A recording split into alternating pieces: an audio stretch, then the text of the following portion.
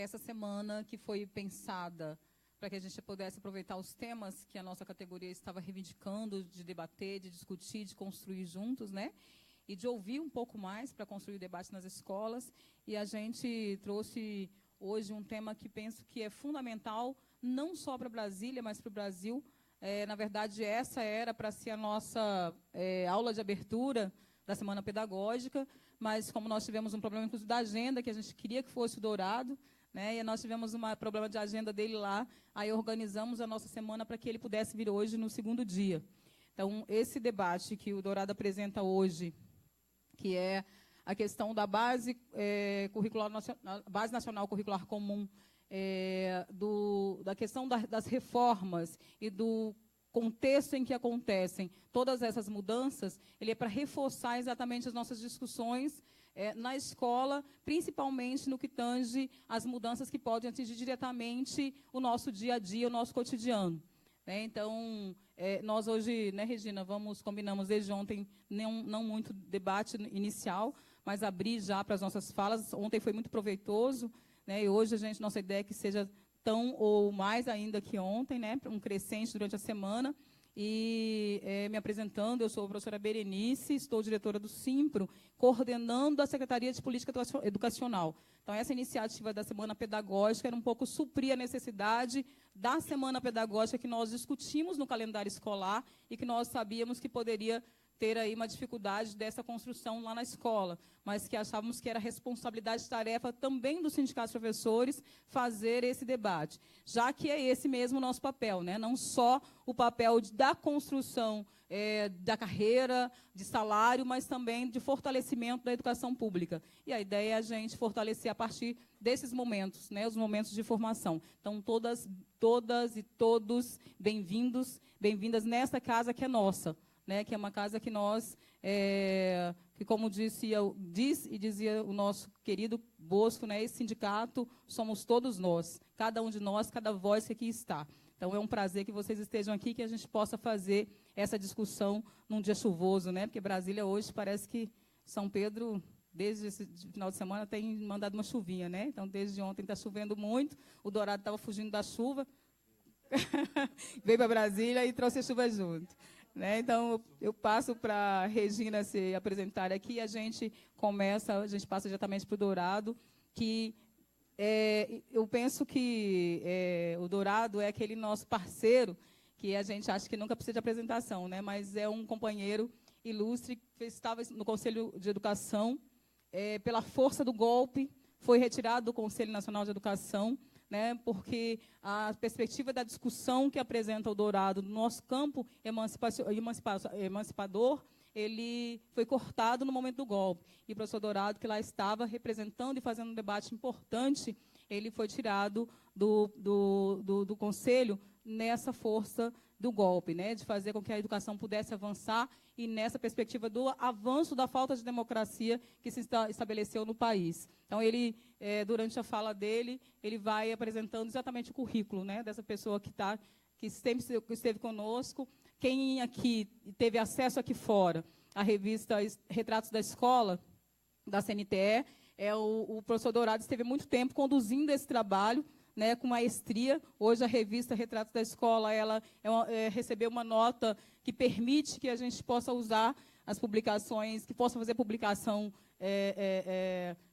na universidade, e eu me esqueci qual é o termo que se usa, o Qualice Caps, né? Então, a gente é um prazer, e isso foi um trabalho que o Dourado começou fortalecendo no tempo que o Dourado estava coordenando a nossa revista. Então, assim, ele tem um currículo que não precisa muitas apresentações, mas na fala dele vocês vão identificar como é que está e de onde ele vem, né? Eu até acho que é melhor deixar para ele dizer de onde ele vem, do movimento que ele fez até chegar ao Conselho de Educação e, infelizmente, ter sido retirado do Conselho da pior forma, que é a forma, não pela saída do Dourado, que eu acho que é importante, é fundamental, mas a forma que foi, a partir do momento que foi também o momento do golpe.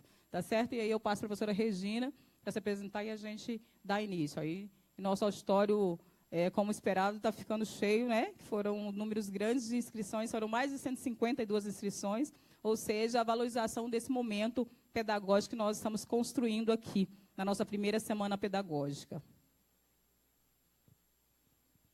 Boa tarde a todas e todos. E como disse a Berê, sejam muito bem-vindos, muito bem-vindas aqui à nossa casa, ao nosso sindicato. O sindicato é nosso. E quando a gente diz nosso, é muito mais do que 39 diretores, 39 pessoas que compõem esse colegiado. Nós estamos sempre aí de portas abertas para recebê-las, para recebê-los, para atendê-los da melhor maneira possível. É um prazer imenso e nós estamos muito alegres. Ontem nós tivemos uma tarde aqui, como disse a Berê, foi uma tarde fantástica, foi assim enriquecedora.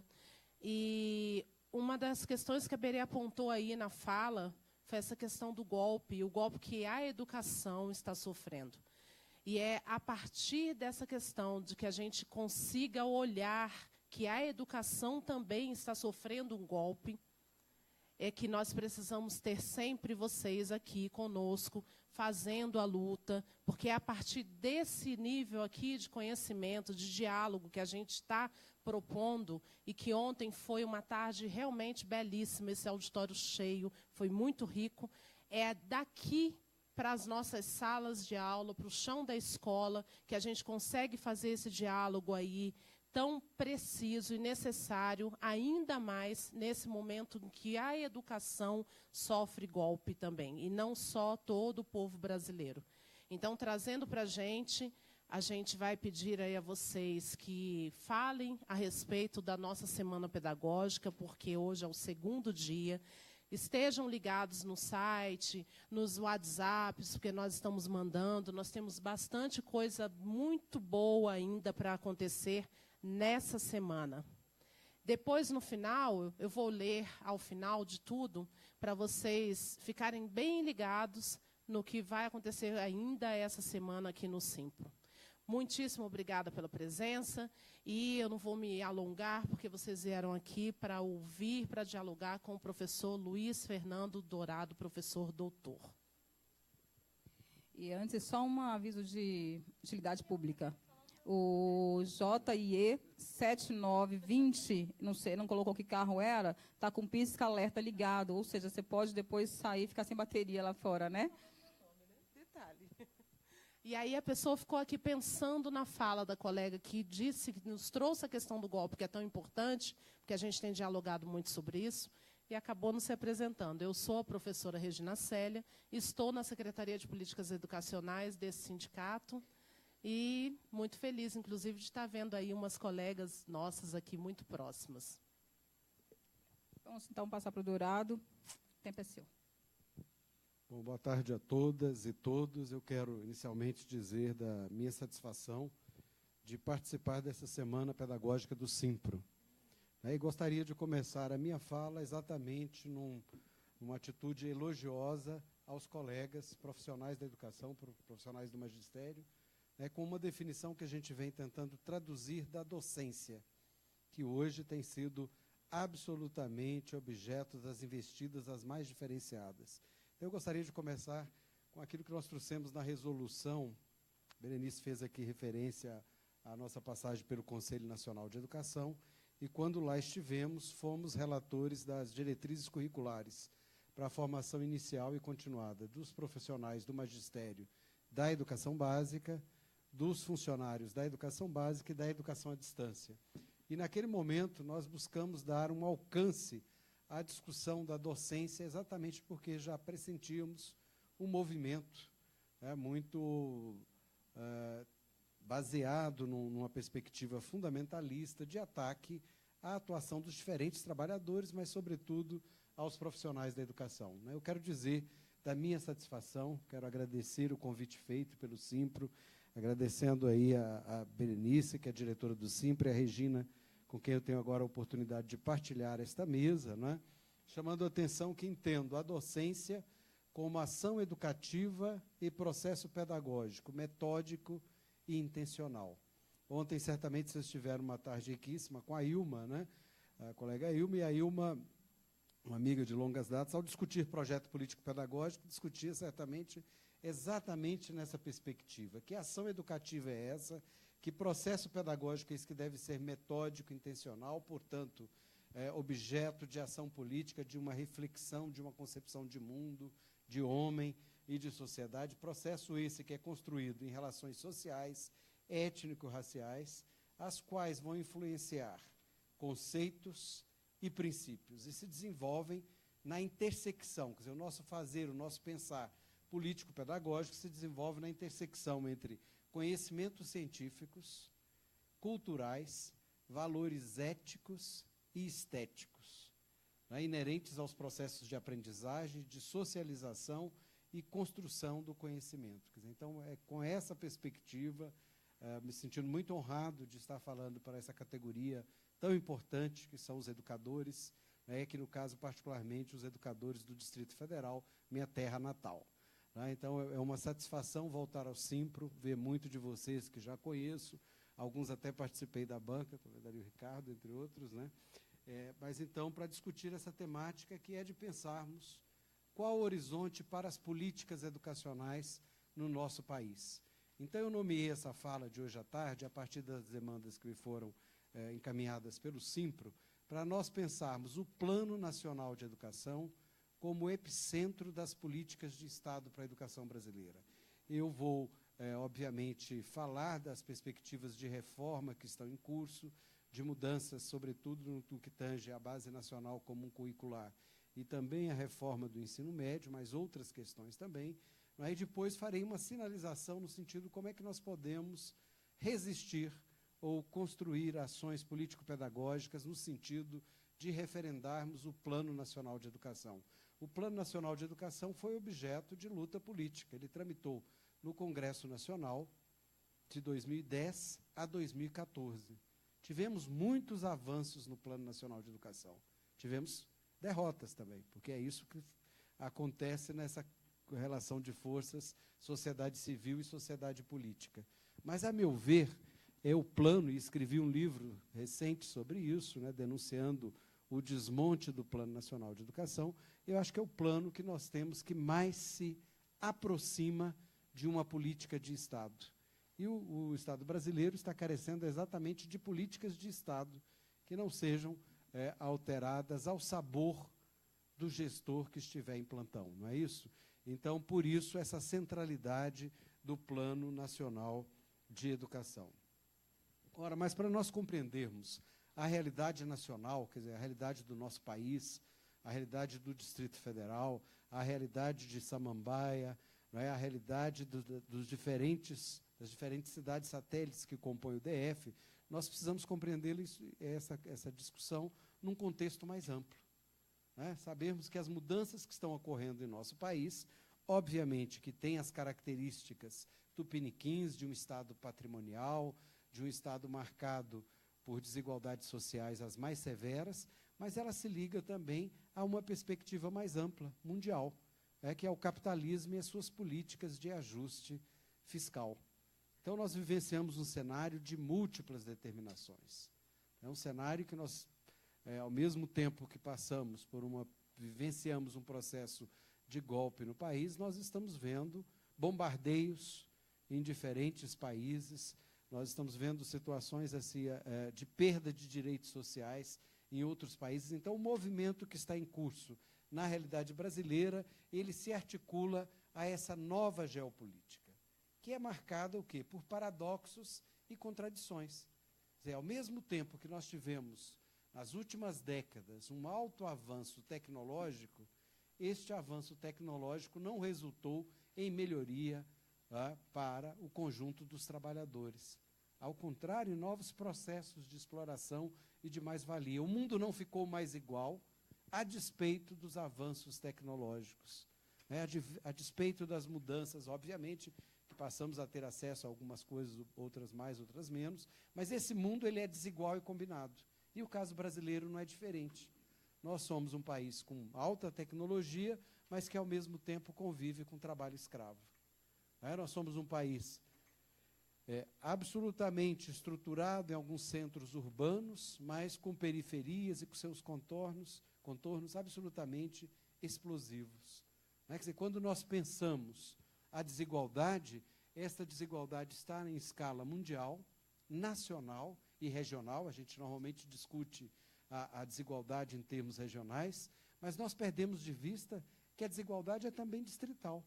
Quando nós pensamos, por exemplo, o Distrito Federal, as suas cidades satélites, a história, a memória, o processo de composição, né? Quer dizer, quando vamos compreender a configuração, por exemplo, de Taguatinga, qual o horizonte disso, Águas Claras, numa outra perspectiva, mas também o Varjão, né? Quer dizer, essa caracterização, o Gama, né? Quer dizer, as diferentes cidades satélites que compõem essa tessitura política que é desigual e combinado.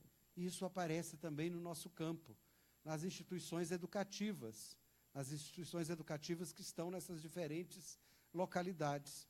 Nós temos, desde escola com padrão A, né, até escolas com condições objetivas as mais diferenciadas. Nós estamos vivenciando hoje no Distrito Federal, e isso eu tenho me beneficiado com a luta que o próprio sindicato tem feito e denunciado, né, beneficiado no sentido de tomar acesso a essas informações, que muito das atividades, por exemplo, de educação integral, estão sendo interrompidas, entre outras pela ausência de merenda, mas de alimentação escolar, né, usando o termo mais apropriado, é que eu sou do milênio passado, na nossa época ainda era merenda. Né? Mas para dizer que essas questões não são acidentais, não são um acidente de percurso. Isso tem a ver com a lógica política, com a nova geopolítica que é marcada o quê? Por um ajuste fiscal. E o ajuste fiscal ele se dá na contramão das políticas sociais. Quem faz o ajuste fiscal não quer menos Estado. Ele quer mais Estado para a expansão do capital e menos Estado para as políticas sociais. Não é? Quer dizer, e nós estamos vivenciando isso no Brasil de uma maneira muito forte. E é por isso que há uma luta sistemática, cotidiana, pela apropriação do fundo público, né, de formas as mais diferenciadas. E nós, do movimento docente, já conhecemos, sejam pelas parcerias público e privadas, pela transformação de instituições em organizações sociais, por processos de terceirização, né? Quer dizer, tudo isso leva a esse processo de apropriação que vai na contramão das políticas públicas e, portanto, da garantia dos direitos sociais. E isso que tem ocorrido no país está na contramão, inclusive, do que diz a nossa Constituição Federal. Quer dizer, a Constituição Federal brasileira, né, de 1988, ela avançou nos direitos sociais, né, e a própria configuração da Constituição Federal é do Estado democrático de direito. E é exatamente aí que nós estamos vivenciando retrocessos sem precedentes. Ora, todo esse movimento, parece que você fala, poxa, mas eu vim aqui hoje para discutir, quero discutir concretamente a Base Nacional Comum Curricular e como é que isso vai, o que isso vai alterar a minha dinâmica no meu processo de trabalho. Não quero discutir essas grandes questões. O que eu quero dizer é que nós só vamos poder compreender essas questões que estão articuladas no nosso cotidiano, quer dizer, no nosso pensar e no nosso fazer político-pedagógico, se nós tivermos essa compreensão mais ampla, não é, desses movimentos e do impacto disso nas políticas públicas e nas políticas educacionais. Impacto este mais visível no processo de privatização e mercantilização. Nós não precisamos ir muito longe. Vamos pensar as experiências do Distrito Federal mais recentes na educação infantil. Qual tem sido a configuração, a caracterização? E quando nós falamos de privatização, nós temos que entender que nós estamos falando de várias formas de se conjugar o verbo privatizar. Você não precisa repassar a instituição pública para o setor privado, mas você pode ter várias formas de ingerência deste setor privado na gestão, no material pedagógico, não é? Nos aceleras, que muitas das vezes nos atropelam, não é? Nos processos formativos. Ora, tudo isso tem a ver com a discussão que nós estamos fazendo, com a discussão curricular. Qual é a compreensão de currículo que temos e como que cada vez mais tenta-se intervir na ação do profissional docente. Ontem discutimos projeto político-pedagógico, que é uma construção nossa no horizonte da gestão democrática. essa discussão continuará ocorrendo aqui na Semana Pedagógica, tendo o fechamento com a Dilson na sexta-feira, não é? Discutindo a questão da gestão democrática. Ora, mas nós, profissionais do magistério, somos gestores. Cada professor é gestor do conhecimento, é gestor do processo ensino-aprendizagem. Não é? Quer dizer, a nossa ação, ela é uma ação de ensino, ela é uma ação de coordenação, ela é uma ação, sobretudo, política, no que diz respeito ao ato. O ato pedagógico, ele é político por natureza. E hoje é um grande questionamento, é como se isso fosse um crime. Na verdade, não. Quando nós definimos o nosso horizonte, a nossa compreensão política, a nossa visão sobre o homem, sobre sociedade, sobre educação, sobre escolarização, nós estamos nos posicionando, né, num campo que é um campo de disputa de concepções. Então, o nosso fazer político-pedagógico, como diz o Paulo Freire, é sempre ato político. Mas é mais, ele é ato político e partidário. Não no sentido do partido político. É partidário no sentido de falar, nós queremos uma escola para todos, né, uma escola que atenda aos diferentes crianças, né, que venham das crianças, jovens, adolescentes, adultos e idosos, já que nós precisamos pensar a educação nas suas etapas e modalidades educativas.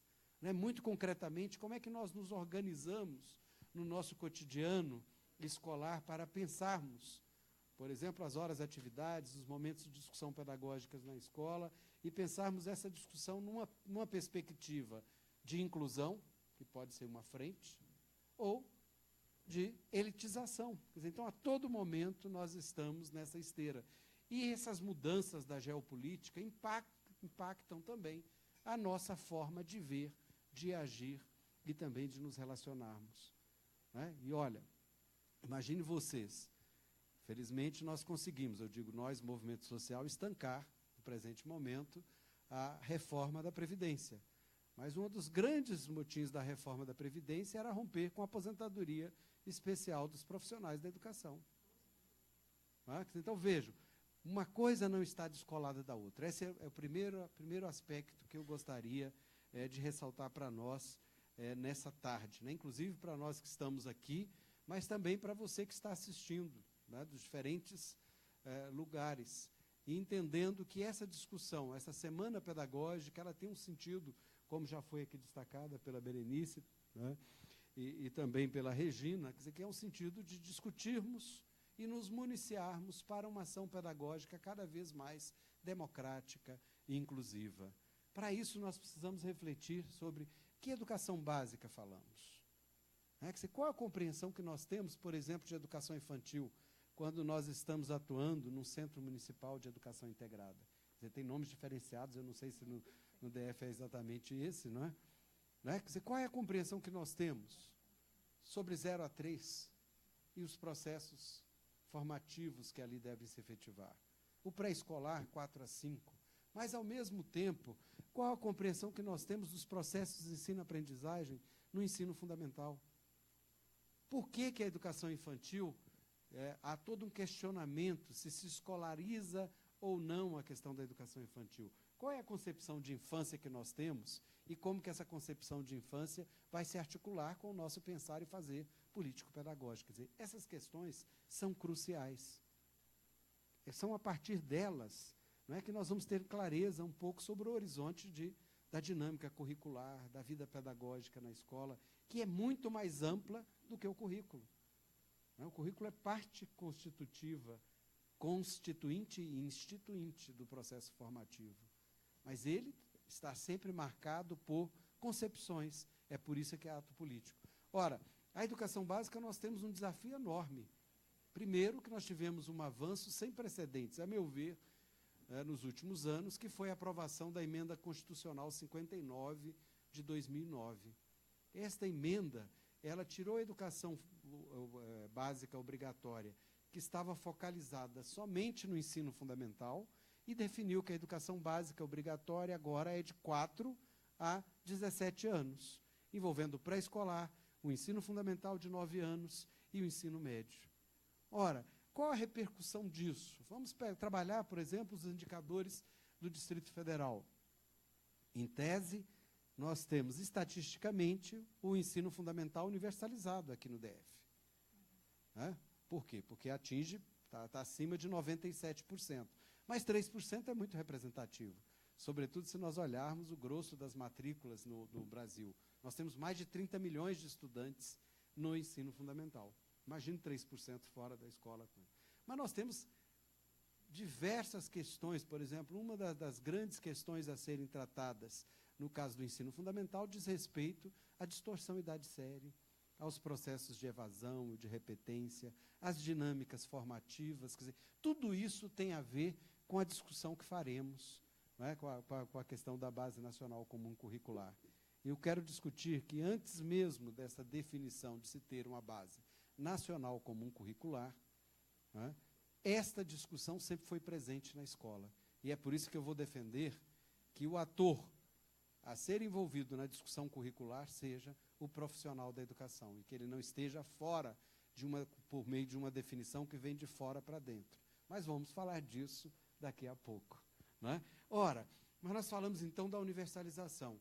Se já avançamos estatisticamente na universalização do ensino fundamental, temos enormes desafios no tocante ao ensino médio, no Distrito Federal, inclusive, em termos de cobertura, mas também do pré-escolar. Então, veja bem. Agora, precisamos pensar a educação para além da educação básica obrigatória. Ou seja, precisamos pensar a educação, as suas etapas e modalidades. Precisamos, então, pensar, mesmo que 0 a 3 não faça parte da educação obrigatória, faz parte do nosso horizonte de direito, de garantir o acesso, não é, das crianças às creches. Mas nós também temos que ir lá na outra ponta e pensarmos na educação de jovens e adultos. Quilombolas, onde é o caso, indígena. Quer dizer, é nessa perspectiva que nós temos que pensar. Mas nós vamos ter que pensar também a lógica desigual e combinada em que as escolas do DF estão estruturadas, quanto às suas condições de infraestrutura, quanto às condições objetivas de trabalho, não é? Quanto à ideia de pertencimento, aos processos de gestão. Então, veja, discutir Base Nacional Comum Curricular é discutir gestão e qualificar essa gestão como gestão democrática. Porque, se ela for democrática, ela vai instituir mecanismos de participação. Logo, estima-se que será um processo coletivo. Palavrinha-chave para nós pensarmos a contraface da lógica das políticas vigentes hoje no país. Ora, por isso que nós temos que ter um debate sobre avaliação. Não dá para pensar currículo dissociado de avaliação, mas também não dá para que o currículo seja a reprodução de uma dada lógica de avaliação. Não é? Quer dizer, então, veja, estou falando uma coisa, estou falando, nós temos uma lógica no país que é o quê? De uma avaliação estandartizada, que não tem um compromisso de ser diagnóstico nem formativa. Produz um conjunto de índices resultantes de testes, né, que avaliam o estudante. Ora, mas quando se faz uma relação muito direta entre currículo e avaliação, se fala, bom, agora nós vamos ter uma base e essa base será a lógica da avaliação, nós corremos o risco de termos o nosso trabalho, o processo de trabalho e a autonomia do profissional da educação cada vez mais reduzida, cada vez mais recortada. Não é? Vejam, então eu estou fazendo a discussão sem falar da questão da política, mas para ver como é que ela permeia, né, o conjunto das nossas ações e discussões político-pedagógicas. Discutir currículo numa instituição educativa implica discutirmos as formas de organização e gestão. No milênio passado, já faz algum tempo, eu fui diretor de escola pública, né, de escola pública municipal em Goiânia. Foi no milênio passado. Era uma escola de periferia, não é, que nós tínhamos turnos intermediários. Muitos de vocês aqui nem conhecem, né? Quem é do milênio passado como eu sabe da história, não é, dos turnos intermediários. Olha, quando você pensa pedagogicamente a organização da escola, né? É preciso ter a clareza, aquilo que o Ilma certamente discutiu ontem, da importância do projeto pedagógico como aquele horizonte político, pedagógico, ético, formativo, que traduz lógicas de organização e de gestão que visam contribuir com os processos de trabalho, mas, sobretudo, com a melhoria do processo ensino-aprendizagem e com a inclusão. Não é essa a grande chave? Então, o nosso movimento para pensar a escola tem que pensar essas questões. Ora, mas se há um movimento de fora para dentro, de formatos diferenciados de privatização, e aí nós temos ONGs, nós temos bancos, todos achando que podem optar, intervir no campo educacional, negligenciando as especificidades. E essas ações de fora para dentro, normalmente ignoram o profissional, professor. Não é? Chega um conjunto de receitas, e a gente sabe dos modismos na área educacional. Tanto sabemos que resistimos a eles, né? Muitos dos modismos não emplacaram, porque a gente fala, olha, aqui não, alto lá, porque aqui a gente pensa e tem uma compreensão de como pensar a dinâmica organizativa. É por isso que essa discussão nossa das políticas mais gerais vão se articular com a gestão, currículo e avaliação. Todos avaliamos, ainda que tenha uma avaliação que seja hegemônica. O estudante avalia, nós sabemos disso no cotidiano da sala de aula. Os pais e responsáveis avaliam, os funcionários na instituição educativa avaliam, os gestores, coordenadores pedagógicos, os professores. Por que será que a nossa discussão sobre avaliação, às vezes, é tão reduzida? E aí ficamos, muitas das vezes, só na contraposição à grande dinâmica da avaliação, e precisamos fazer isso, mas o movimento hoje requer de nós uma construção, inclusive de uma concepção emancipatória, uma concepção diagnóstica e formativa da avaliação. Ou seja, ao refletirmos sobre essa agenda, nós estamos, num sentido que eu entendo que é o sentido político aqui, Regina e Berenice, que é de uma semana pedagógica que tenha por eixo uma perspectiva formativa. E o formativo não está apenas em quem vem de fora para falar. Pelo contrário, deu um tilt aqui. O substantivo aqui certamente será a parte seguinte, com a participação de vocês, com as questões mesmo concretas. E isso é o que faz a diferença. Ou seja, a minha expectativa é de que nós vamos sair desta tarde, ou desta manhã, pode ser que depois essa apresentação aconteça de manhã, ou à noite, vamos aí apostar que ela terá desdobramentos, nós vamos sair diferentes. Vocês e eu e vocês. E isso é processo ensino-aprendizagem. Nisso reside muito da munição para a nossa luta e da nossa capacidade de resistência e de construção e de proposição. Bom, posto isso, nós temos um contexto nacional complexo. Nós já falamos das desigualdades, temos as desigualdades regionais, entre as 5 regiões, temos as desigualdades estaduais, distrital, e quando eu penso o Distrito Federal, eu preciso pensá-lo na sua complexidade, e aí nós sabemos que questões pontuais não são capazes de superar problemas estruturais, o que significa dizer que para nós pensarmos as questões político-pedagógicas, nós temos que pensá-lo nesse quadro mais amplo. De igual modo, precisamos pedagogizar as relações mais amplas. É nessa contradição que nós devemos nos situar. E é por isso que o grande desafio para nós é avançarmos para políticas de Estado, diferente de políticas de governo. Os governos passam. E quantas políticas nós tivemos no Distrito Federal nas últimas décadas? Agora, políticas de Estado são aquelas em que tem uma forte participação da sociedade civil e da sociedade política.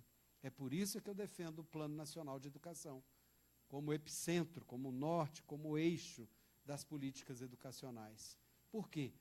Porque mesmo que nós tenhamos tido algumas perdas no Plano Nacional de Educação, ele é uma política de Estado que foi 4 anos discutido amplamente, envolvendo os setores os mais variados. E quando nós olhamos para as metas do Plano Nacional de Educação, o que nós verificamos lá? Quais são as 3 primeiras metas do plano?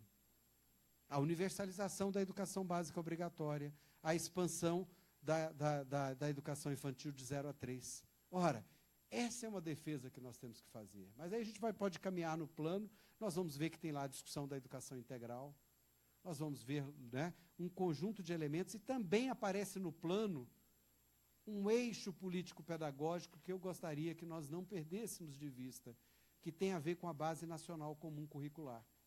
O Plano Nacional defende o quê? Direitos e objetivos de aprendizagem e desenvolvimento. Só que a base aprovada pelo Conselho Nacional de Educação esqueceu o desenvolvimento. Quer dizer, perdeu então uma dimensão, inclusive, ela diz que está ancorada no Plano Nacional de Educação. Mas o que quer dizer isto? Acho que essas são discussões que nós temos que fazer. E para isso nós temos que percorrer o movimento para saber que nós vimos numa estrutura de Estado democrático de direito, desde o final do regime militar, tentando construir a democracia em nosso país, e vivemos uma inflexão muito grande. O processo de impeachment fala, poxa, de novo vão falar dessas questões. É preciso que a gente tenha clareza que nós estamos vivenciando no nosso país rebatimentos na democracia e no Estado de Direito. O exemplo mais visível e mais recente é a intervenção federal no Rio de Janeiro. Mas nós temos muitos exemplos. Ora, o Santos diz no seu livro Democracia Impedida, né, que o golpe ocorrido aqui no Brasil rompe com a legalidade democrática. E vai se traduzindo, aí pegando outros teóricos da ciência política, não é? Num ajuste fiscal com corte em todas as áreas. Em todas as áreas das políticas públicas, especialmente educação e saúde, né? Educação e saúde. Não é um acidente de percurso, mas é aquilo que eu disse para vocês. A defesa não é do Estado mínimo, é do Estado mínimo para as políticas sociais, mas é do Estado máximo para a reprodução do capital. Aí nós vamos ver, por exemplo, as grandes vantagens, né, as desonerações, tudo o que aconteceu aí com relação aos bancos, aos setores fundiários, etc, etc. Quer dizer, é disso que nós estamos falando. Não é? E essas questões vão ter impactos no campo educacional. Talvez a maior delas tenha sido a Emenda Constitucional 95, porque vai instituir um novo regime fiscal que limita por 20 anos, congela por 20 anos, investimento nas políticas sociais. E que, portanto, vai constranger o quê? O próprio Plano Nacional de Educação. Como vamos garantir a universalização da educação básica obrigatória com qualidade, com congelamento de recursos? É falso o discurso de que o problema da educação não é financeira, é de gestão. Eu quero dizer que o problema da educação é de financiamento e é também de gestão. As duas coisas se articulam. Não é? Então, na verdade, quando a gente se contrapõe à Emenda Constitucional 95, que instituiu um novo regime fiscal, é porque nós estamos vendo que isso fez minguar o quê? Os recursos para a educação, no momento de um plano que traz um conjunto de metas expansionistas, que para serem atendidas precisam, sim, de mais recursos. Vamos ver os desafios que nós temos no DF, no tocante à educação de 0 a 3, 4 e 5, ensino médio, e mesmo o ensino fundamental, como já destacamos.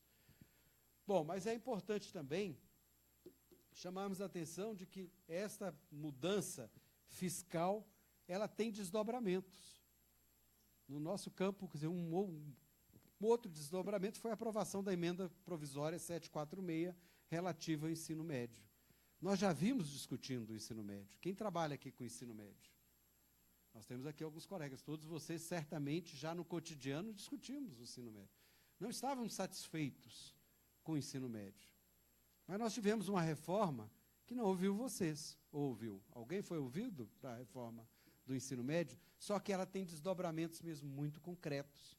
Mas qual é o discurso legitimador desta reforma? A partir de agora, os estudantes do ensino médio poderão escolher os seus itinerários formativos, fazer a formação que melhor lhe aprouver. É falso.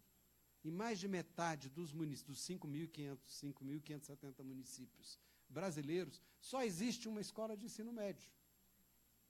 Não haverá itinerários formativos, optativos, serão optatórios. Né? Mas há sim uma sinergia na perspectiva da reforma, que é de encolherem muito de avanços que nós tivemos no sentido de ampliarmos a formação dos estudantes, com a sociologia, com a filosofia. Então, veja, não é um acidente de percurso. Né? Isso tem a ver com essa dinâmica de uma dada sociabilidade, restritiva, neste caso, para a maior parte da população. Mas também, para esses reformadores, o professor tem sido um grande vilão.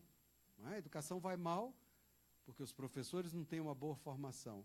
Não se discute estabelecer uma conexão maior. Mas aí você faz o quê? Uma proposição do notório saber.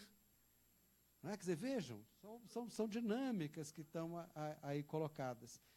Você secundariza o ensino noturno, e agora, mais recentemente, o próprio Ministério da Educação está falando em acabar com o ensino noturno. Ora, nós estamos falando de uma perspectiva que vai deixar fora quem? A classe trabalhadora das instituições educativas. No momento em que nós, vocês, estavam construindo o que? Alternativas político-pedagógicas, até para fazer funcionar o ensino médio noturno, por exemplo, não é? Com condições que considerem essa clientela, esses estudantes que já chegam cansados, mas pensando dinâmicas aí pedagógicas. Vejam, então, quando a gente começa a avançar e tem um plano de Estado, nós temos uma inflexão governamental e um conjunto de reformas que, mais uma vez eu digo, elas se articulam a esse movimento mais amplo. Só que, no nosso caso, nós estamos fazendo reformas do ensino médio, uma base nacional comum curricular, bem depois de muitos países que já fizeram e que agora estão desfazendo. Estão avaliando que não se avançou, que, ao contrário, houve um empobrecimento da dinâmica formativa. Não é? Então, veja bem, com isso, nós estamos também, quer dizer, a reforma do ensino médio, ao centrar nos itinerários formativos e ao elencar que parte das escolas serão de tempo integral, ela está fazendo o quê? Uma rua de mão dupla. Escolas absolutamente sem condições objetivas para a implementação do ensino médio e outras com grandes condições. Mas, ao mesmo tempo, querem privatizar os institutos federais, que são os melhores avaliados com relação ao ensino médio. Por quê? Porque já fazem um exercício, têm condições objetivas de trabalho diferenciadas, né, para pensar o ensino médio integrado. Então, vejam, essas questões vão se articulando. E eu tenho que cuidar, porque como eu sou animado, gosto muito de falar, Berenice, por favor, vá. Né? Mas, aliado a isso, eu falei também da interpenetração esfera pública e esfera privada, uma intensificação do processo de mercantilização e de financeirização. E aí nós temos, eu venho de um estado aqui do ladinho, sou do DF, mas moro em Goiás, né, que é o laboratório dessas experiências, das organizações sociais, das escolas militares. Não é? Isso está pipocando nos diferentes países. Bom, mas como se não bastasse todo este movimento, vem um movimento agora direcionado à ação político-pedagógica, sobretudo dos profissionais da educação, que é a escola sem partido. Ora, primeira coisa a desmistificar é que não existe escola sem partido. A própria tese da escola sem partido é a escola do partido único. Então, muito concretamente, o ambiente político-pedagógico da escola, que vinha se avançando numa perspectiva de um sentido mais crítico e reflexivo, quer dizer, o que está por trás da escola sem partido é exatamente destituir a educação desse sentido crítico e reflexivo. Não é por acaso que a reforma do ensino médio vai se contrapor à sociologia, à filosofia, etc., às artes, no primeiro momento. Vejam, as coisas são relacionais, têm aí uma conexão. Então, a pretexto de uma suposta neutralidade, porque a educação ela é ato político, né? Por isso que é suposta. O Escola Sem Partido tem resultado o quê? num verdadeiro ataque ao direito à educação pública, gratuita, laica, democrática e de qualidade social. Mas é um ataque também aos movimentos da diversidade, né? Mas é um ataque também a todo o movimento que construímos contra todas as formas de discriminação e de acolhimento, né? No sentido de uma escola verdadeiramente plural, verdadeiramente democrática, causando constrangimentos os mais variados, inclusive legais, aos professores no que diz respeito ao quê? Ao trato pedagógico. Você tem hoje ações de pais, de vereadores, intervindo na escola, discutindo como que se organiza uma dada semana pedagógica, uma mostra, uma movimentação, uma peça teatral. Mas isso não está acontecendo apenas nas instituições educativas. Isso acontece também no mundo das artes. Vocês viram as interdições e museus, o carnaval de maneira mais recente, não é? E viva Tuiuti, não é? Ora, mas é um ataque, quer dizer, é no sentido, veja, você altera as dinâmicas para encolher aquilo que mostra a riqueza, né? As nossas instituições, inclusive as nossas instituições superiores, estão mais coloridas, porque foram democratizadas, né? Quer dizer, estavam num processo de democratização, com a lei de cotas, não é? Com a chegada maior de negros, de indígenas, de segmentos das classes sociais menos desfavorecidas. Mas era um momento também no nosso país em que avançavam as questões atinentes à diversidade, não é? As questões ligadas à identidade, as mais variadas, identidade étnico-racial, geracional, de gênero, de orientação sexual. Ora, e nós estávamos num aprendizado. Imagine vocês que são bem mais jovens, eu que sou do milênio passado, o aprendizado. Quer dizer, quando a gente discute, o Conselho Nacional de Educação aprovou o nome social, né, só para dar um exemplo, quer dizer, o nome social não é simplesmente de maneira simbólica, não é você alterar o nome no diário de classe na matrícula da escola. Isso tem repercussões. E essas repercussões têm a ver com a sociedade mais plural. Eu posso ter as minhas convicções pessoais e religiosas, isso é da ordem individual de cada um. Agora, a educação, ela é laica. Né? Então, veja, são implicações. Isso tem implicações na forma de organizar os conteúdos, de selecionar esses conteúdos, né? De discutir se vai trabalhar um poema X ou um poema Y. Né? Então, vejam, tudo isso tem a ver com a nossa discussão de base nacional comum curricular. Aí eu tentei pegar um caminho diferente do que usualmente até eu faço, que é de começar falando, bom, por que essa base que aí está não é base?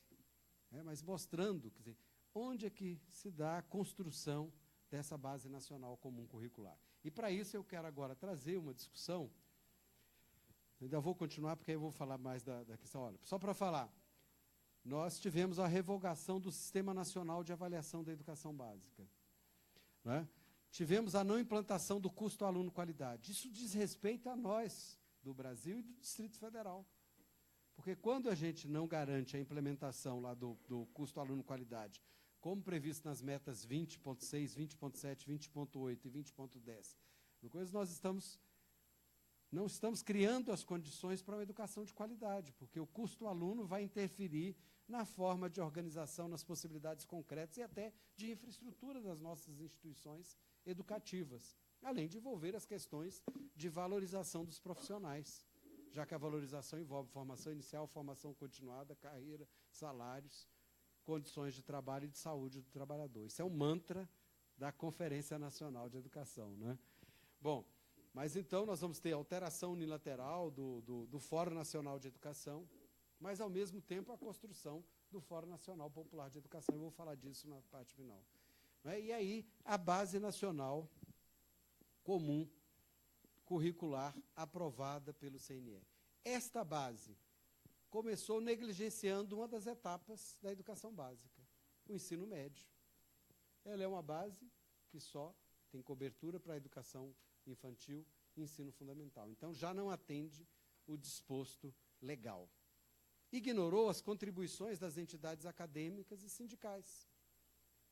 Né? Para vocês terem uma ideia, nas últimas audiências públicas, o movimento sindical e as entidades acadêmicas do campo, né, fizeram audiências paralelas, encaminharam contribuições para o Conselho Nacional de Educação, né, e nessa intersecção CNE e MEC não houve coisa. Mas ignoraram também as deliberações das conferências nacionais de educação e, inclusive, a meu ver, o Plano Nacional de Educação, correndo o risco de ser entendida como uma lista de objetivos que pode resultar numa padronização curricular, porque os livros didáticos vão serem alterados para atenderem, não é, a Base Nacional Comum Curricular. Vocês estão visualizando como que isso pode reduzir ainda mais a lógica formativa do que nós vimos tentando implementar numa perspectiva mais abrangente? E certamente que esta base negligencia, inclusive, a dinâmica legal, como eu já disse, que era de termos direitos e objetivos de aprendizagem e desenvolvimento. Logo, qual é o eixo? E aí, pensando nos nossos desafios concretos nas instituições da educação básica, é considerarmos, discutirmos as diretrizes curriculares nacionais para a educação infantil, para o ensino fundamental, para o ensino médio, porque lá traz o quê? Uma concepção ampla, mas delega aos sistemas de ensino e às instituições educativas a definição curricular. E não apenas da parte diversa, né? Pensando na relação entre o comum e o diverso. Quer dizer, então, essas são questões para nós extremamente importantes. Bom, mas nós estamos vivenciando momentos de redução de recursos para a educação básica e para a educação superior, porque houve uma redução do repasse federal e, por sua vez, isso vai em cascata. Mas redução também de recursos para a rede pública, de maneira geral, e para a rede federal da educação básica e superior. Retomada de propostas de cobrança de mensalidade, quebra de gratuidade nas instituições públicas, uma questão que a gente já considerava vencida. Não é? Ora, as organizações sociais estão nessa perspectiva, mas outras formas de parceria pública e privada, não é?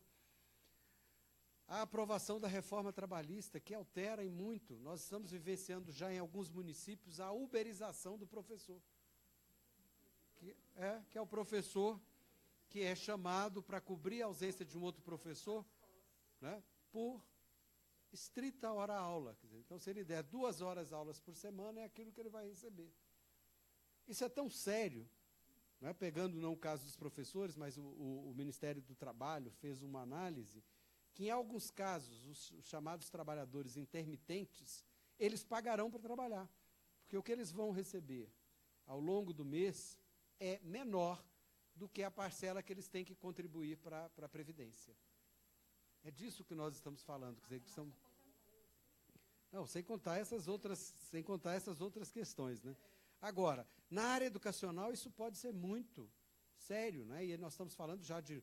Isso aconteceu no estado de São Paulo, no estado de Pernambuco, da Paraíba, não é? Que foram editais chamando isso. É como você ligar o taxímetro, você sai, vai lá dar aula naquela escola, você não tem vinculação a ela, mas com isso se cumpre com a perspectiva de que a criança não ficou sem o profissional da educação. Eu estou falando com essa perspectiva restrita. Este é um impacto muito concreto. Mas o que está por trás disso? Desqualificar os profissionais da educação, mas, sobretudo, desarticular a ação sindical. Né? Então, vejam, por quê? Porque a ação sindical também se complexificou. Né? Começamos a pensar a formação, a produzirmos periódicos. Né? Berenice fez aqui referência ao Retratos da Escola. Eu tenho a maior satisfação de ter sido o indutor, né, desta dinâmica na CNTE, que é de pensar uma revista que dialogasse conosco, profissionais da educação, e que está disponível, que vocês podem acessar aí pela rede. Hoje é a professora Leda Scheibe, que está na editoria, fazendo um excelente trabalho. Quer dizer, uma revista que dialoga. A primeira revista sindical indexada no caso brasileiro. Quer dizer, isso é uma conquista muito grande. Hoje, na pós-graduação, se utiliza Retratos da Escola, né, e assim por diante. Ora, e as questões relativas à reforma previdenciária. Os profissionais eram profissionais da educação a bola da vez. A aposentadoria especial de 25 e 30 anos desses profissionais. Quer dizer, então, são mudanças muito significativa. Se nós aliarmos a isso os processos de enturmação, que significa sempre ampliação de estudantes, né, numa mesma escola, a redução das escolas do campo de maneira sistemática com o movimento de nucleação, etc., etc., né? Quer dizer, então, vocês imaginam como é que isso vai ter rebatimentos concretos nas instituições educativas. E, mais recentemente, os vetos, né, do governo federal na Lei de Diretrizes Orçamentárias ao PNE. Felizmente, nós tivemos, como eu disse, no caso da reforma da Previdência, um recuo tático por conta do movimento social. O governo só não quis assumir isso, mas concretamente, né, mas nós precisamos estar atentos. Bom, face a isso, como pensarmos de modo muito concreto o movimento de uma base que chegará nos sistemas e que chegará às nossas instituições educativas? Primeiramente, exercitando o nosso papel de profissionais da educação, não abrindo mão da importância da gestão democrática, de uma construção coletiva de projeto político-pedagógico e, sobretudo, da construção coletiva, não é, das dinâmicas curriculares das nossas instituições. Mas isso não vai ser possível, porque vai vir de fora para dentro. Nós já vivenciamos isso. Pode ser que uma parte de vocês não tenha vivenciado, mas, como eu disse, esse povo do milênio passado, sim. Vocês se lembram dos parâmetros curriculares nacionais? E o que é que nós fizemos com os parâmetros curriculares nacionais? Nós falamos, bacana, né? Nós temos os parâmetros e nós temos uma lógica concreta, cotidiana. Por quê? No caso das políticas educacionais, a proposição da política não significa a sua materialização. Não é linear. Se fosse linear, o nosso Plano Nacional de Educação estaria sendo implementado. Então, entre a proposição das políticas, que nós temos muitas disputas, mas nós temos também disputas na materialização. E é importante que nós venhamos, então, a discutirmos as questões atinentes a currículo, a processos formativos, a avaliação, porque isso pode nos municiar, não é, para estabelecer o diálogo e o contraponto naquilo que for necessário, no que vier retirar, né, de uma concepção ampla, crítica ou desobediência nessa perspectiva. Né? Para isso, a meu ver, precisamos defender o Plano Nacional de Educação como epicentro das políticas públicas. Para isso, precisamos conhecer o plano, né, saber o que está lá dentro, saber que é possível que algumas daquelas metas e estratégias, elas têm formas diferenciadas de serem implementadas, então nós precisamos conhecer e falar, nós queremos que seja implementado desta forma. Mas nós precisamos também ampliar a nossa discussão na instituição educativa. Precisamos envolver os funcionários, que são também profissionais da educação. Precisamos envolver os estudantes e os pais. Precisamos pensar uma gestão democrática que não esteja apenas na forma de escolha do diretor. Desde os anos 80, eu pesquiso a temática da gestão democrática, né, e já afirmava lá, a forma de escolha do gestor, do diretor ou da diretora de uma instituição educativa é importante, mas não é suficiente. É preciso que novos mecanismos se implementem. E qual é um dos mecanismos que eu mais me ressinto nas instituições educativas de educação básica, no Brasil e no Distrito Federal? Participação estudantil. Órgãos colegiados como conselhos ou colegiados, que, na verdade, às vezes figuram, mas que não são ocupados por nós. E nós precisamos ocupar esses espaços das nossas instituições educativas, porque são espaços de deliberação. A construção de um projeto político-pedagógico, imagino que Ilma falou muito disso ontem, né, passa por esse protagonismo. Agora, o protagonismo docente tem que estar articulado com o protagonismo do funcionário, dos estudantes e dos pais. Quer dizer, então, nós precisamos nos recriarmos também nesse processo relacional. A instituição de um Sistema Nacional de Educação, definido pelo Plano Nacional de Educação, que deveria ser instituído em 2 anos. É fundamental. Nós precisamos ter um sistema de sistemas, como diz um grande amigo, educador, importante no nosso campo, que é o Carlos Abicalil, não é, que seja um sistema de sistemas, em que haja uma articulação entre sistema nacional, sistema distrital, estadual, municipal, ao mesmo tempo com Conselho Nacional, Conselho Distrital, Conselho Estadual, Conselho Municipal, Fórum Nacional, fórum distrital, fórum municipal. Quer dizer, essa é uma agenda, não é, de processos, e esses espaços devem ser espaços que traduzam a disputa no campo e, portanto, parceiros e meeiros nessa construção. A necessidade de cada vez mais articularmos educação básica e educação superior. Eu tenho discutido muito com as universidades. Como eu fui relator das diretrizes de formação inicial e continuada, a formação de professores, discutido, olha, as instituições de educação básica cansaram das universidades, que vão lá com seus estágios supervisionados, fazem um retrato, produzem bons papers, fazem excelentes monografias, né, dissertações e teses. Mas e aí, qual é a contrapartida das instituições de educação superior com os profissionais das instituições de educação básica que acolhem os estagiários? Nós precisamos, então, criar uma sinergia. Não temos que reforçar a dicotomia educação básica e educação superior. Ao contrário, precisamos ter uma relação cada vez mais próxima e formativa. Isso diz respeito também à própria compreensão de formação continuada, e discutimos isso hoje, né? De igual modo, gestão democrática e qualidade social. Ora, nós sabemos que qualidade é um termo polissêmico, com muitos sentidos. Qual a qualidade que nós defendemos? Como é que essa qualidade se expressa na forma como organizamos o currículo? Opa!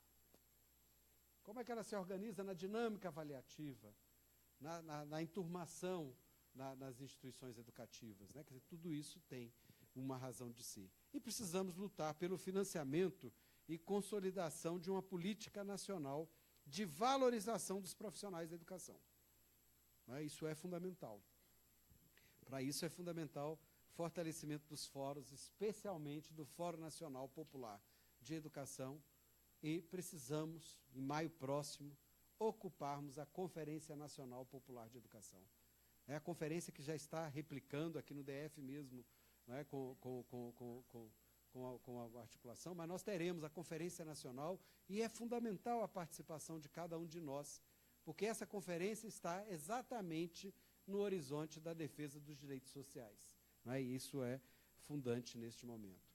Bom, e agora, só para finalizar mesmo, né, essa primeira parte, porque a parte substantiva vem com a participação de vocês, né, nós precisamos lutar pela preservação do fundo público para o setor público.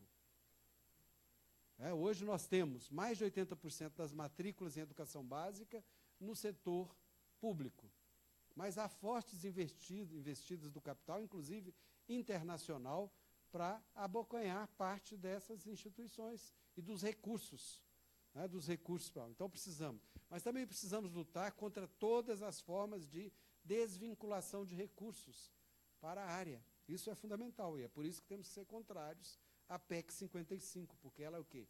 Ela é restritiva, ela congela somente para as políticas sociais. E o faz na defesa do pagamento da dívida.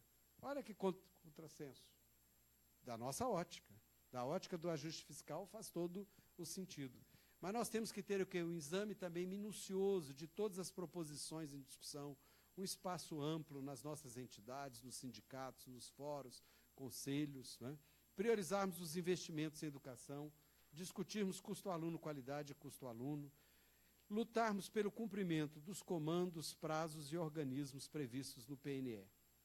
Né? Preservação do caráter público, laico, inclusivo e democrático do sistema. E, portanto, de uma visão curricular abrangente, de uma visão curricular que entenda o estudante como sujeito. Né? Isso significa um outro protagonismo, uma outra ideia de pertencimento. Não por acaso que o nosso horizonte tem que ser da compreensão da relação entre educação, resistência e liberdade. Uma educação que é constitutiva e constituinte das relações sociais. Né? Quer dizer, a escola não está apartada da sociedade, ela é a sociedade. E quanto mais criticamente ela cumprir o seu papel, maiores serão as possibilidades dela contribuir para que a resistência seja elemento da construção da identidade e da autonomia. E que a liberdade se traduza na negação à submissão e à servidão, na construção da autonomia, cidadania e ética. Né? Quer dizer, então são esses os desafios colocados para nós, que é de pensar que as questões curriculares, as reformas, só vão ganhar materialidade, né, se nós não questionarmos, não partilharmos do construto da contraface delas. Nós já vivenciamos muitos momentos, né, e conseguimos resistir e construir, mas para isso é necessário cada vez mais estarmos municiados, juntos, acreditando e apostando no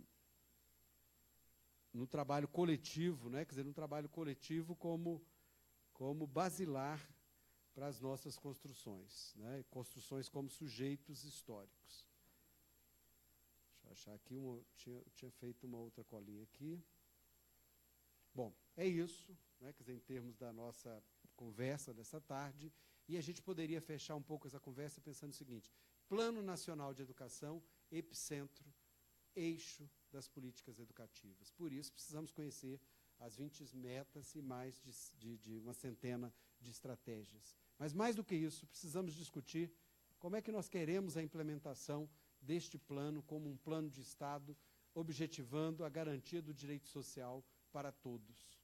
Precisamos pegar as metas 15, 16, 17 e 18 e discutirmos, porque são metas que estão diretamente ligadas à valorização dos profissionais da educação, né? Que tem a ver desde uma política nacional na meta 15, a perspectiva da formação continuada, a planos de carreira, cargos, salários, a piso salarial nacional, está tudo lá no Plano Nacional de Educação.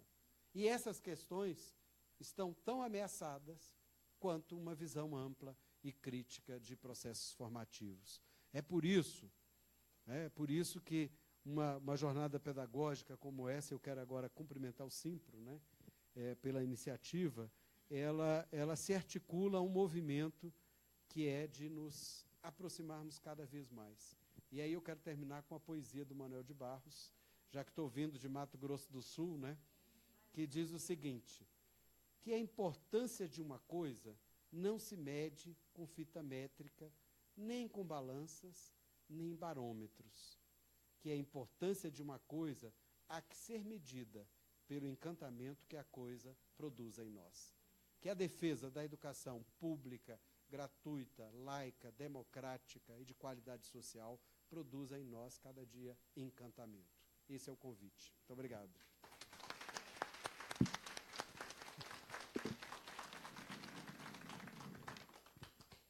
Obrigada, professor Dourado. Aí a gente faz de novo. Ontem, a professora Ilma dizia que ela não aprendeu a dizer adeus, porque foi a música que, quando ela chegou no ambiente, ela estava escutando. E hoje a gente sempre termina ou começa, né, com uma perspectiva muito bacana da poesia, da música.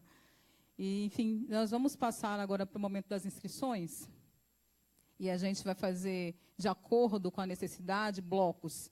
Tá certo? Então, vamos lá. Primeiro inscrito. Henrique. Sim.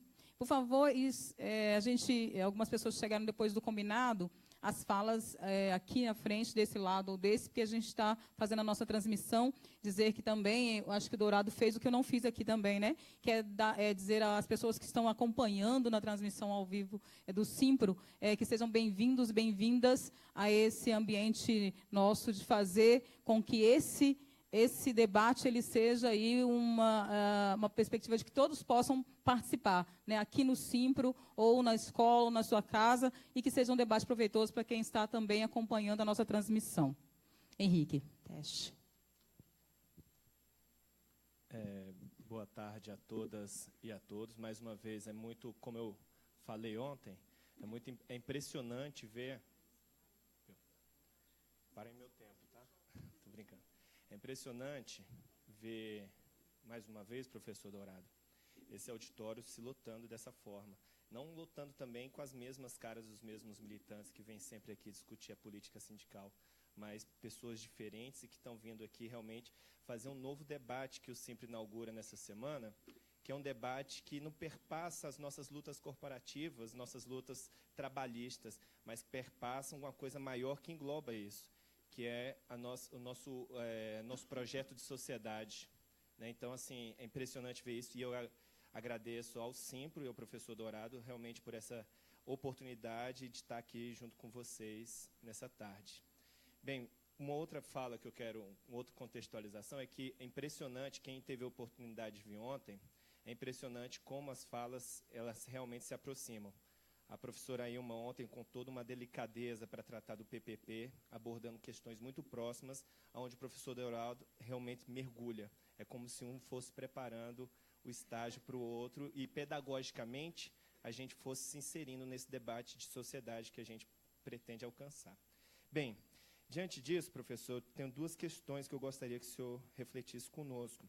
Primeira questão é o seguinte: está chegando para nós a BNCC, mas nós temos aqui em Brasília, a exemplo da gestão democrática, de uma lei nossa, nós temos o nosso currículo em movimento, aonde nossa LDB diz não só da autonomia do professor em sala de aula, né, da sua docência em sala de aula, mas ela também fala da organização dos sistemas estaduais, distrital e municipal.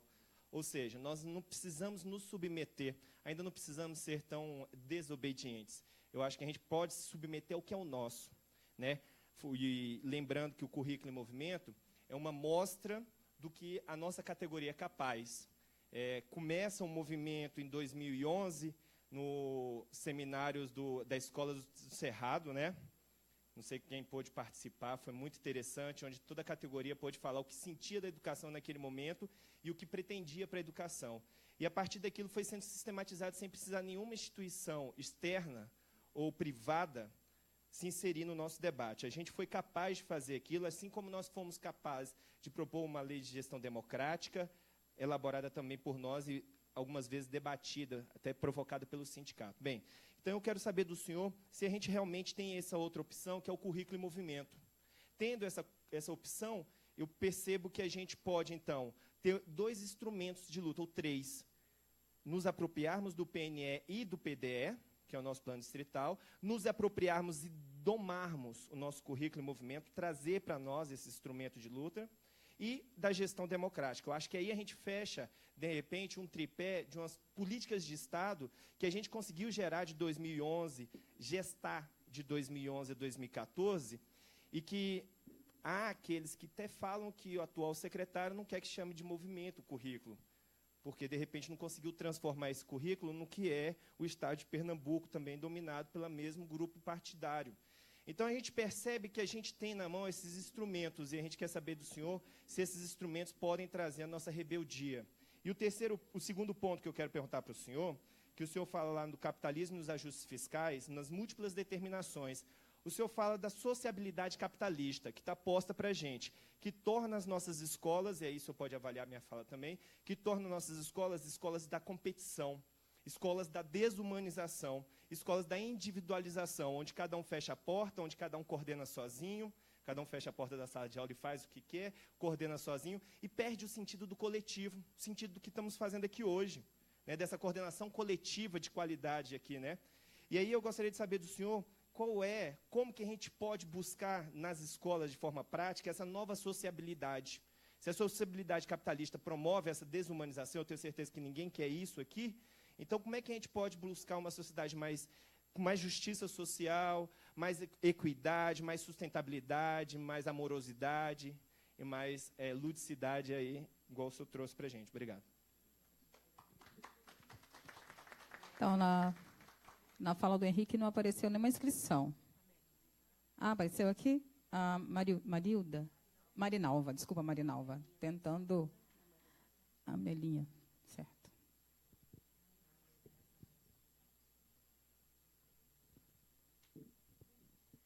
Boa tarde. Ontem eu não me apresentei. Meu nome é Marinalva, eu sou professora do CF1 da Candangolândia.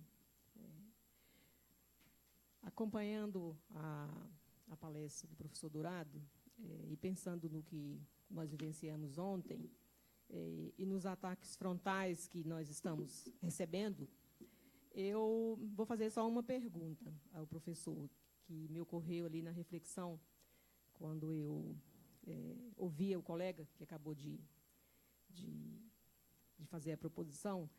Eu quero perguntar ao professor qual a literatura que o senhor indicaria para o professor que quer praticar desobediência civil não cumprindo esses ataques frontais. Autores que tratem sobre desobediência civil, sem ser terrorista. Gente, eu não estou convidando ninguém aqui ao terrorismo e a sair quebrando a vidraça, tá? Por favor. Eu estou pedindo sugestão de literaturas. Ok? Era só isso. Obrigada. Obrigada, Marinalva. Amelinha. E as inscrições estão abertas. Esse debate é aquele debate que a gente sabe que pega fogo. Então, estamos esperando aqui que vocês se inscrevam. Amelinha. Boa tarde, professor. Bem, eu tive a oportunidade, em 2011, estar construindo essa escola do Cerrado como uma escola de natureza especial. Primeiramente, eu sou Amelinha, sou professora, estou atualmente na gestão da Escola Meninos e Meninas do Parque, eleita por uma equipe e pela minha comunidade. Bem, as diferenças continuam não sendo consideradas no plano distrital de educação e no plano nacional. Isso aí é fato. Nós atendemos a população em situação de rua, tivemos um grande avanço no PDE, quando conseguimos incluir essa população no atendimento, garantia de direitos, a escolarização. Mas continuamos numa educação, como foi dita pela professora aqui, com ataques frontais, e nós, enquanto educadores da Escola Meninos e Meninas do Parque, sentimos muito isso na pele, né? Quando a gente vai para a paralisação, quando a gente vai para as reivindicações, nós sentimos isso. O que nos faz diferente é que nossos alunos nos apoiam, porque eles estão com a gente na luta por garantia de direitos. Bem, e com essas diferenças não consideradas, não conseguimos ser ouvidos no PDE em 2011, para colocarmos a questão das diferenças, a questão de gênero, né? A questão de várias situações que seriam necessárias não somente para a população em situação de rua, que isso fique claro, mas para todo trabalhador que precisa estar na educação de jovens e adultos. E é necessário que a gente reflita, que a gente reivindique mesmo a implementação do PNE, que venhamos a conhecer com profundidade, como o senhor bem colocou, os itens 15, 16, 17 e 18, para a garantia dos nossos direitos. Mas que não esqueçamos que as escolas são diferentes, e só discordando do Henrique um pouquinho, porque o currículo em movimento, para mim, continua inerte. Porque, à medida que a gente tem ações diferenciadas dentro da escola, a gente corre risco de termos que cumprir determinações da Secretaria de Educação que não condiz com o próprio currículo que está escrito. Quer dizer, a gente tem um currículo que, hipoteticamente, seria em movimento, mas quando a gente se movimenta na escola para irmos contrário àquele movimento que é inerte, nós temos sanções, né? Uma escola de natureza especial, uma população em situação de rua, ela tem... nós precisamos de ações diferentes para trabalharmos e atendermos essa clientela. Uma EJA, que seja da Escola Meninos e Meninas do Parque ou de qualquer outra escola do Distrito Federal, precisa compreender que o aluno trabalha ou não tem condições de realizar determinadas atividades. Isso me referendando ao ensino formal, que, como você bem colocou, professor, não é só o conhecimento formal, né? É necessário que a gente tenha uma leitura da vida para a vida. O que realmente esse educador da EJA precisa? Não é o que a gente tem para oferecer, é o que ele tem para nos dar. E eu estou aqui mais solicitando a sua ajuda, já conheço o seu trabalho na Universidade de Goiás, sobre essas ações sociais nos espaços escolares. Então, é importante que o Simples esteja com os diretores, com os professores que realmente queiram fazer diferente. Agora, quero fazer isso tudo para chegar a uma pergunta. O que torna uma educação humanizada? É isso. Para que todos compreendam isso, que a educação humanizada não é paternalismo. Obrigada. Obrigada, Jailson.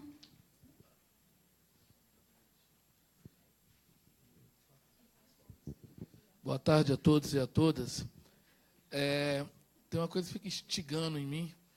Eu quero saber, dentro de um contexto até filosófico ou sociológico, O que é ser um professor, seu Dourado, nessa conjectura de tanto ataque, tanto pela sociedade, pelo governo? O professor sai da sua casa com o objetivo de ensinar, de tentar mostrar um mundo melhor, ou tentar fazer um mundo melhor com a comunidade, e parece que ele não está sendo visto. E aí eu pergunto, nós temos um sindicato, nós temos um ACUT, e está direto aí batendo na luta, e observo que alguns companheiros parece que estão numa Disneylândia, não está acontecendo nada. E isso me irrita profundamente. Aí coloca a culpa no Estado, tá, o Estado é culpado. E o papel do professor como ativista político, como chegar no aluno, chegar no pai do aluno. Parece que é difícil chegar no pai do aluno. Será que é difícil chegar no aluno? Eu acho o seguinte, nós temos uma grande parcela de culpa, porque parece que a comunidade fica do outro lado do muro. Enquanto nós não quebrarmos esse muro entre o professor e a comunidade, nada vai ser resolvido, porque ele não sabe de nada e o professor muito menos. Eu penso dessa forma. Temos que rever os papéis e estar mais com a comunidade, estar mais com a base. Enquanto não tivermos com a base, que é o pai do aluno, a família do aluno, a localidade, a comunidade. Como falaram no samba enredo. O samba enredo está muito lindo. Muito lindo. O compositor pegou aquilo que a sociedade está sofrendo. Mas será que a escola daquela comunidade está naquela sociedade? Será que nós estamos na nossa sociedade? Estamos entendendo o pai do nosso aluno? Então, eu vejo assim, tem vários seminários, muito bonito, legal, já passei por vários seminários. Aprendi sim, algumas coisas, mas eu quero aprender mais. Mas só seminário não. Enquanto eu não estiver com a minha comunidade, enquanto eu não entender a comunidade escolar, eu acho que não vai ter transformação. Muito obrigado. Obrigada, Jailson. Ricardo, pode vir, Ricardo, já. Que nós estamos, assim, se inscreve, já vem.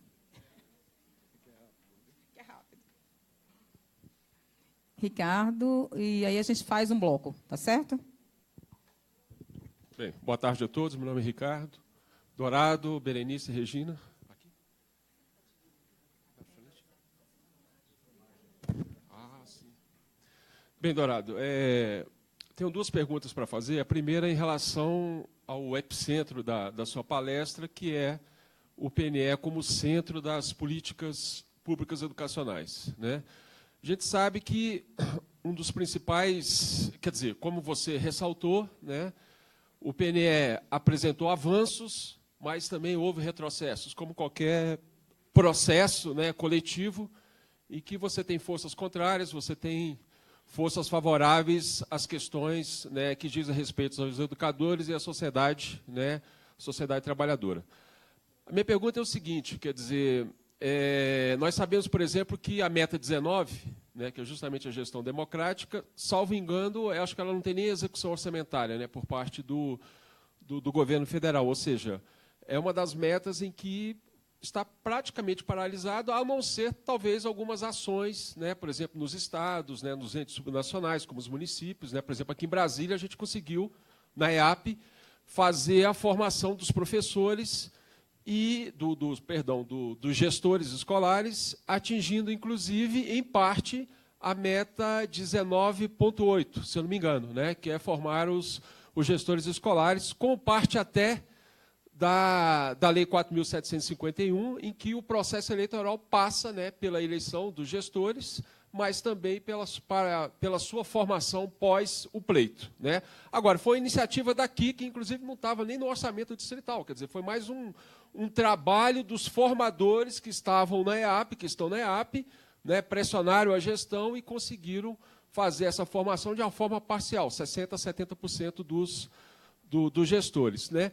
Mas, obviamente, que com a emenda constitucional 95, que congela os investimentos públicos em saúde e educação, isso faz com que, né, no plano nacional, a gente tenha algumas dificuldades. A gente tem, inclusive, enormes dificuldades. Né? Então, a minha pergunta para você é o seguinte, quer dizer, a emenda constitucional, inicialmente, ela congela os investimentos federais, né, mas não os estaduais e os municipais. É óbvio, né, que a União, como um ente nacional, ela vai fazer todas as pressões, né, para repasse de recursos e outros meios de chantagem para que os estados e os municípios acabem seguindo, né, as orientações da União. Mas que brechas você vê, né, para que a gente consiga realizar, né, na medida do possível, e ir avançando na execução do Plano Nacional de Educação. Quer dizer, o ideal seria o quê? Né? Que a sociedade civil se levantasse,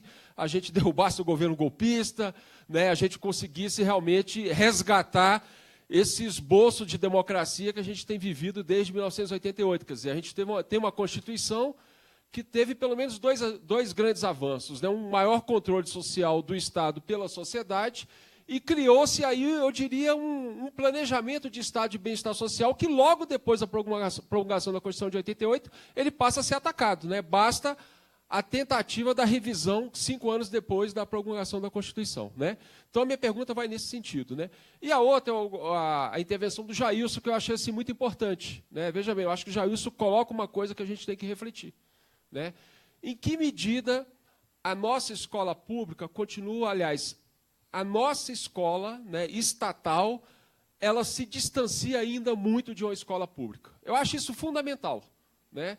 Porque enquanto nós não entendermos que nós precisamos dessa parceria dos usuários da escola pública, ou seja, os pais e os alunos, a gente não vai ter uma defesa dessa escola pública por parte da sociedade. E aí a gente não consegue enfrentar, né, esse tanto de ataques que nós estamos, inclusive, vivenciando nesse momento. Quer dizer, a gente passou por um período aí pós-Constituição, tivemos aí Fernando Collor, Fernando Henrique, mas desde a ascensão do Lula, né, em paralelo com outros estados latino-americanos, a gente houve uma ascensão da esquerda na América do Sul, né? E agora a gente vive um período de refluxo.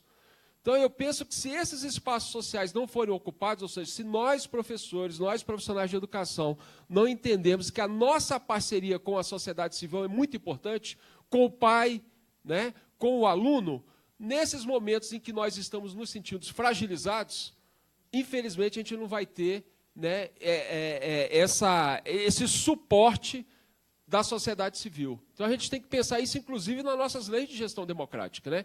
Em que medida existe ainda uma primazia reiterada, né, da representação docente em detrimento do segmento de pais e alunos.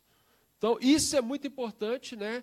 E eu acho que o Jailson tocou num ponto que eu queria tocar, inclusive vim falar mais estimulado para reforçar essa questão. Quer dizer, eu acho que o movimento sindical, é claro, o sindicato foi criado para defender os interesses, no caso do Distrito Federal, dos profissionais de educação, no nosso caso, dos professores, né? Agora, existem algumas diferenças entre a sociedade civil, pais, alunos e os professores. Agora, penso que nós temos uma unidade fundamental, que é assegurar uma escola pública de qualidade. E sem eles nós não conseguiremos. Então, era isso. Obrigado.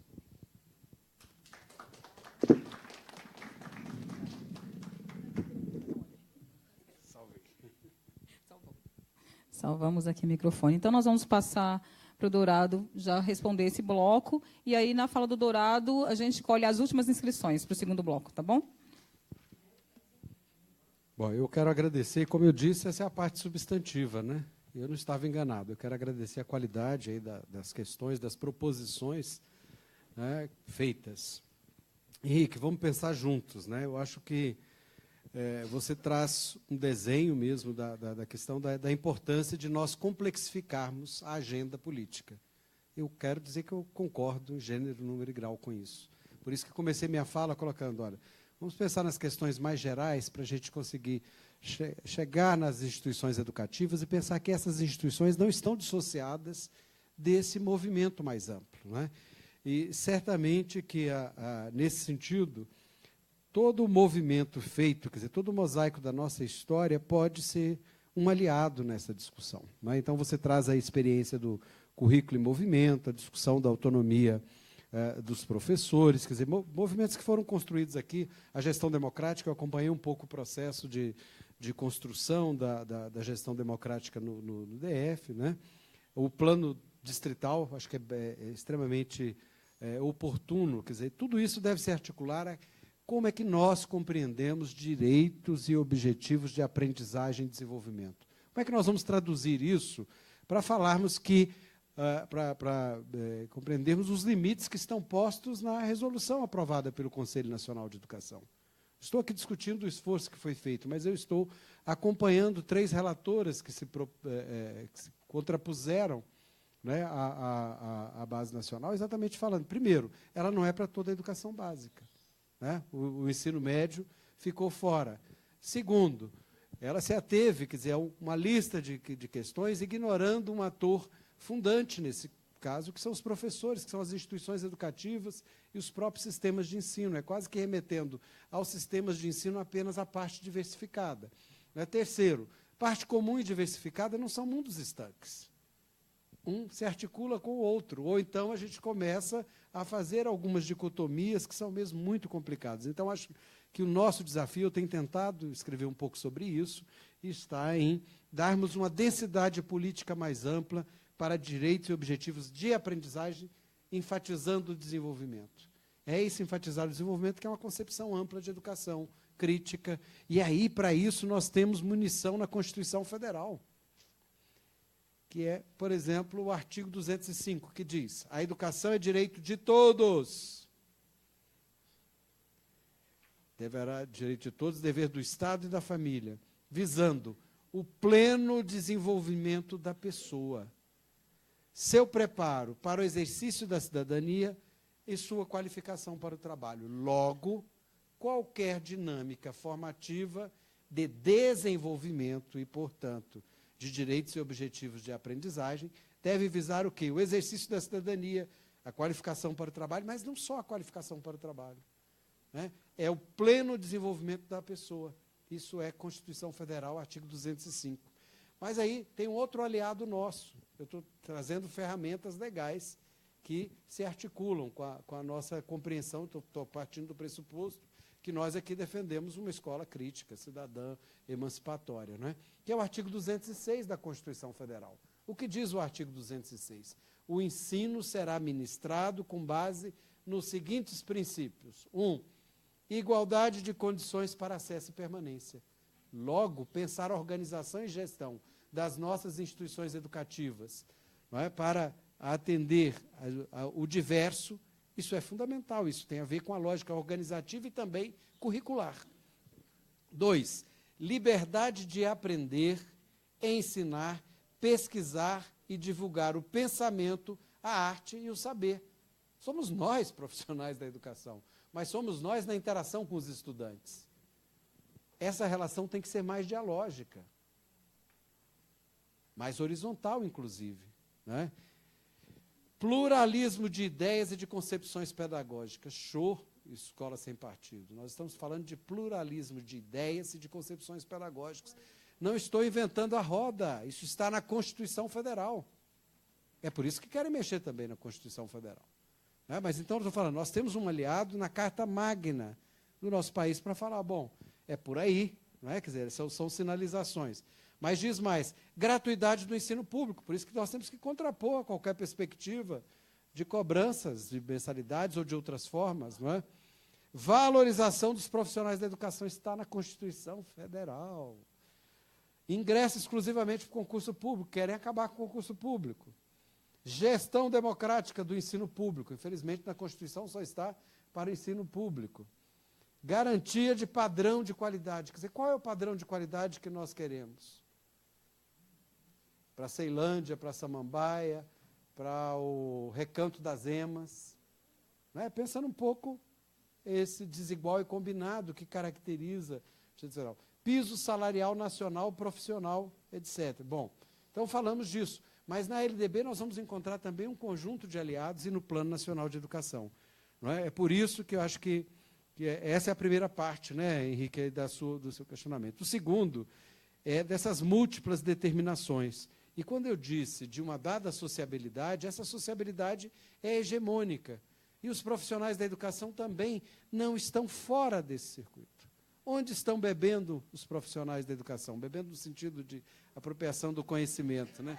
Não foi o que vocês pensaram, né? Vou até mudar aqui, né? Se ficou gravado, entenda-se. O que eu estou dizendo é onde, em que fonte, melhor dizendo, né?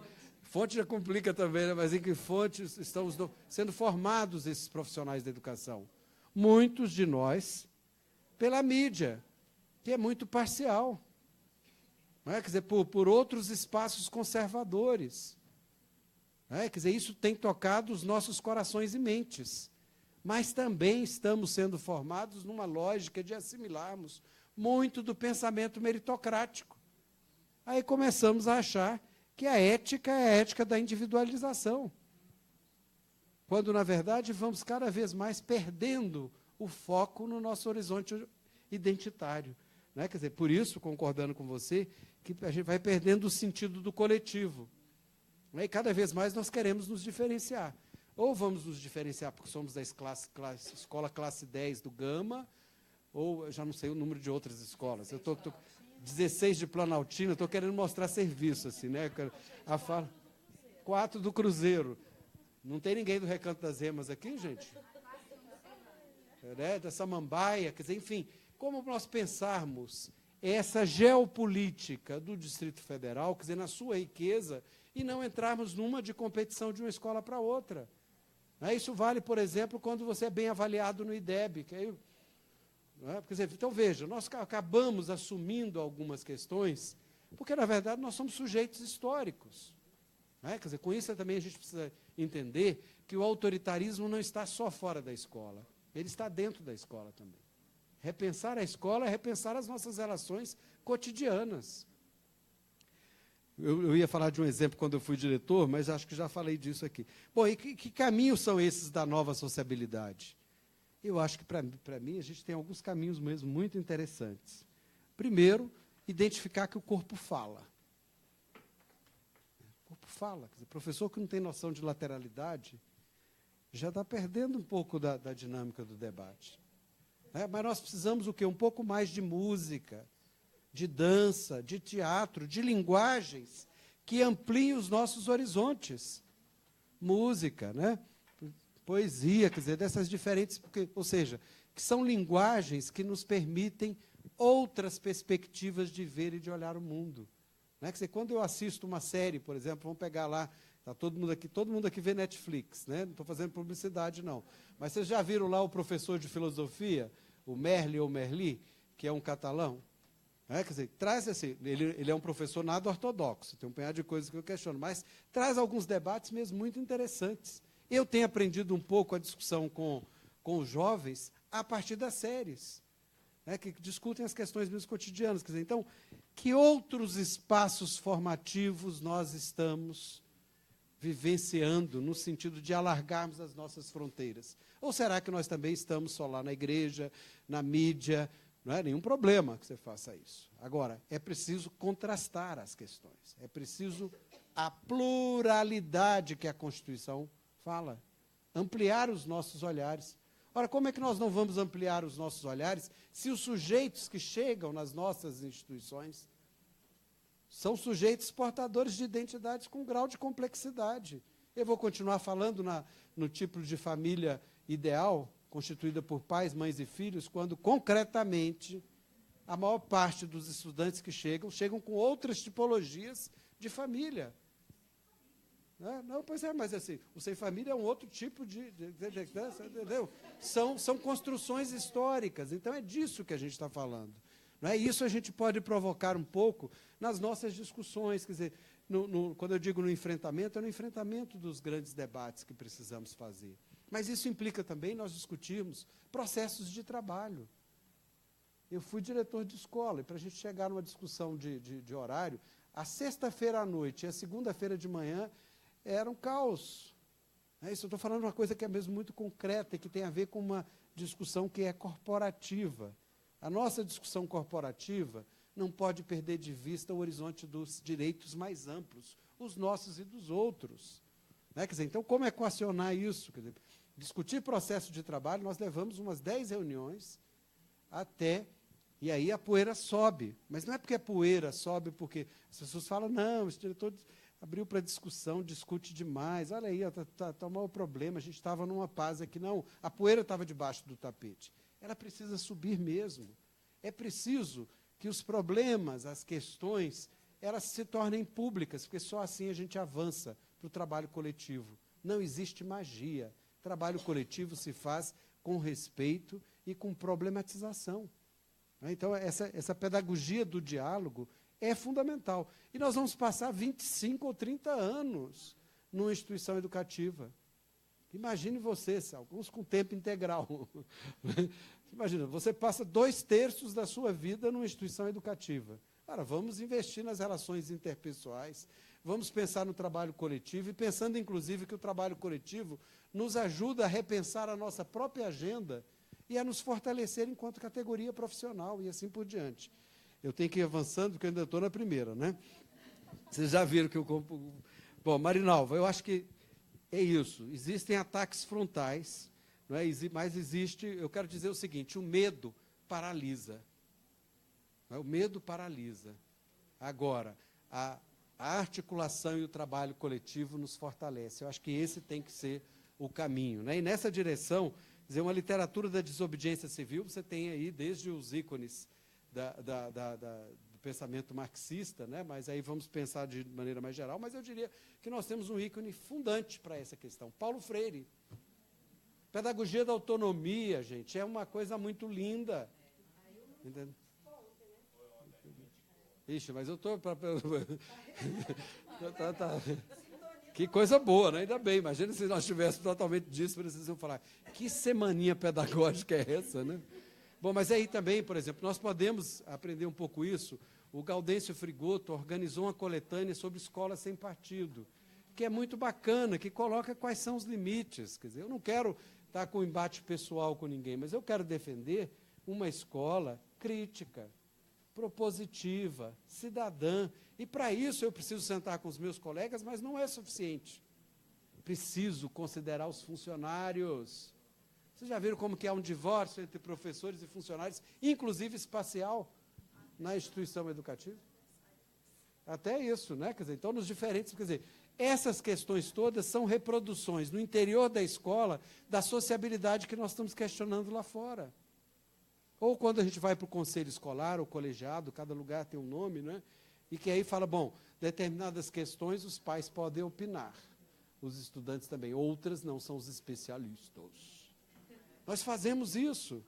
Né? Isso tem a ver também com, assim, de como que nós precisamos avançar na relação entre a proposição, o nosso discurso sobre gestão democrática e a prática concreta. E só existe um caminho, caminhando, avaliando, não é?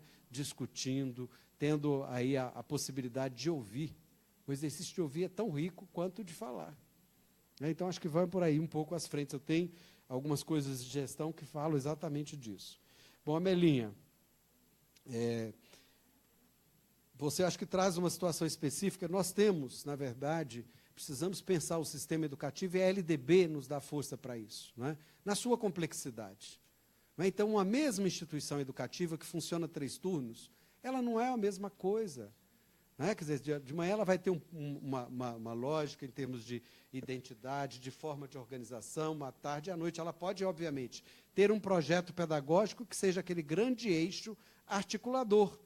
Mas esse projeto pedagógico também tem que considerar, não é? Quer dizer, essa riqueza que é a diversidade. Quer dizer, nós temos que olhar para a diversidade como riqueza e não como limite.